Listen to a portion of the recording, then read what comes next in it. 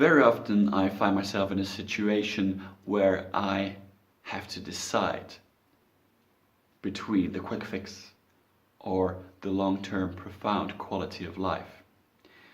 And I can observe this inner struggle in various areas of my life.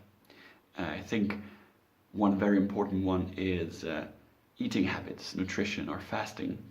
Now, I do know that when I fast for a prolonged period, I will feel better.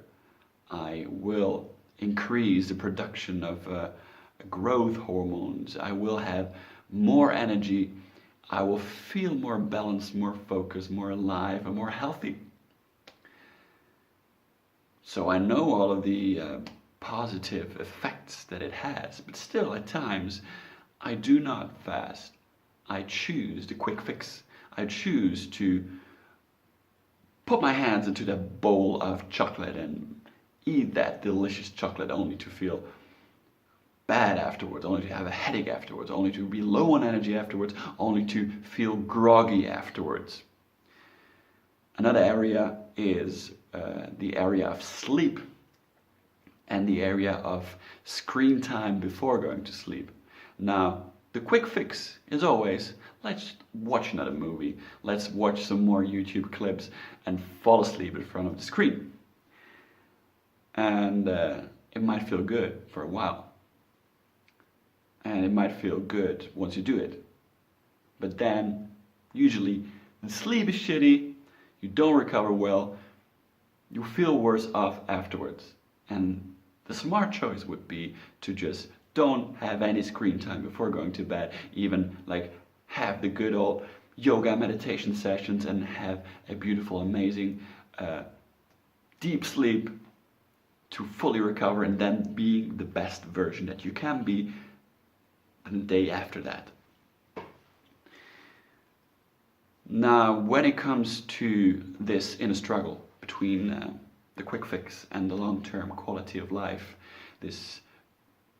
the more joyful, profound experience that life can bring, a lot has to do with mastering your mind. Also mastering your passion. And I think the term passion is a very interesting one. Now, it does have a positive connotation.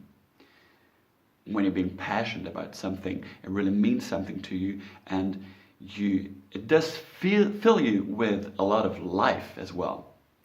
However, when we go back to the root of the word passion, it derives from the Latin word for suffering. Especially when you think about the Passion of the Christ, it really speaks books of the original meaning. So you can also suffer a lot from your passions. And let's say watching YouTube clips or eating sweet stuff is your passion, is your weak spot, is really something that you thrive off, but you can also suffer from it. So, like in so many areas of your life, it's all about creating this perfect balance. And I'm not even talking about like getting old, or but I'm talking about the now and what's best for you in the now that makes you be your best version. Because when I don't fast, when I don't work out, when I eat so many sweet things, and when I have too much screen time before bed, the next day I'm fucked. I'm not myself. I cannot provide value for others either, or if, then only in a very limited way. So I do myself a favor to think long term, to become the master over my passions and my desires, these quick fixes. There's nothing wrong with eating chocolate once in a while. There's nothing wrong with skipping leg day once in a while. But it's really about being the best version that I can be.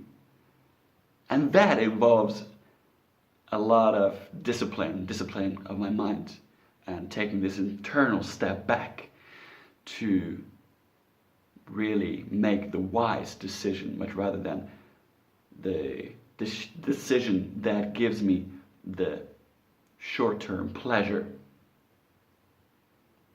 A lot of it also has to do with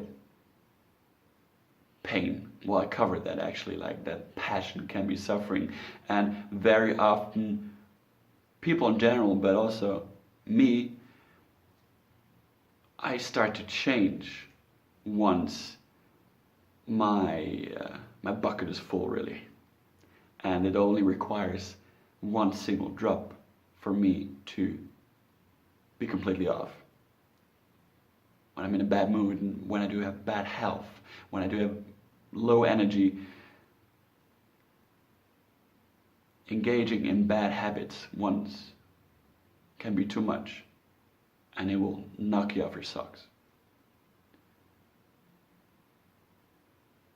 So, to conclude, mastering your mind, very, very important, not just in having this long-term, profound quality of life, but also in becoming the best version now. Being really who you want to be, not being groggy, being full of energy, being full of life.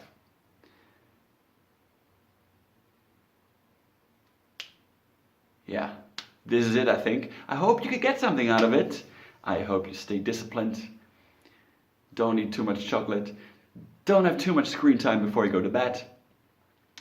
And I stay committed to giving you the tools to empower yourself. And I hope I will give you some insights in the future as well in improving your lives. With that said, I wish you a beautiful evening or morning or lunch break or afternoon, wherever you are, and you hear from me soon.